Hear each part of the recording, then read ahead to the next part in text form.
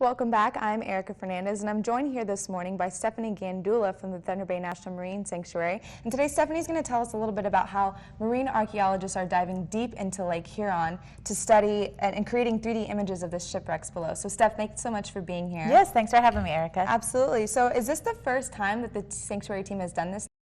Well, it is the first time we've done this particular type of technique in documenting the shipwrecks.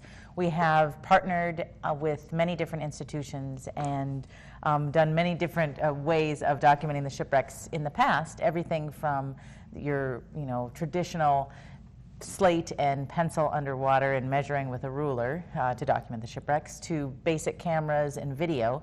And then we've also done some artistic rendering of shipwrecks, but you're right, this is indeed the first time we have taken images, pieced them together in this fashion to create 3D images. So why is it so important to manage these shipwrecks and cultural resources?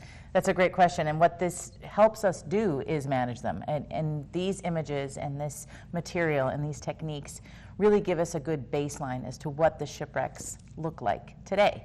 And then we'll be able to refer back to these images next year when we go and take a look at the shipwrecks. And so it's just a means of monitoring the site, but almost more importantly, it's a way to bring these very important cultural resources that we do manage to everybody around the world. Mm-hmm. You don't have to be a deep sea diver to experience these shipwrecks that with their masts still standing up that are 200 feet below the surface. Right. You can be sitting in your living room in Texas, let's say, checking out these shipwrecks. So it really, I think, brings it to the world. So how is it done? Great question. The method in which the divers do this, so the team is a team of archaeologists who also are able to dive. Okay. Which is quite handy in our work. And so they go down and they take a very planned out series of photos along the wreck site, at the wreck site. And then, they have to be at a very particular angle to the shipwreck. Okay. And they also take, many, many photos around the whole site. And then they feed these images, and they're taken with a really high-resolution camera as well, of course. And so then they take these images and feed them into a software program, and the way it stitches it together creates the 3D model. The really cool thing about the 3D model is, of course, it gives you an idea of what it actually looks like underwater, right. But what we can then do with it. There's potential to actually print shipwrecks. I don't think we'd print a life-size one, but models with a 3D printer. So lots of potential. Wow, that's incredible. So what do you think that this means for the people that go and visit the Thunder Bay National Marine Sanctuary? What I think it means is, I think it really kind of increases the value of what we do.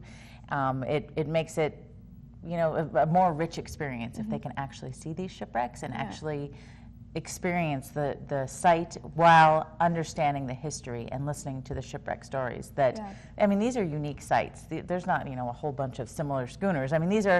Each site is very unique, and so this is just another way to really experience it.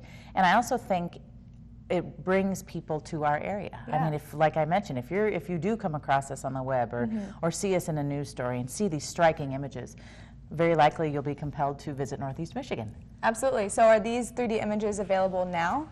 They are. We're just in the very early stages of the project right now. So in fact, the 3D video that you were just seeing on the screen is the very first that has come out of this project. So right now that is on our website. Of course, we will be producing more of those. There were 4 of the deep shipwrecks that were documented in this fashion. And so in the fall, you can watch for and expect much more imagery. Okay, well, that's definitely something that we can look forward to in the fall. Thank you so much for being here, Stephanie. Thanks, Erica. Sports is next with John Scheidler with highlights from the Alpena Wildcats soccer game and results from the ladies volleyball match. Stay right here on WBKB 11 for all that and more as the news continues.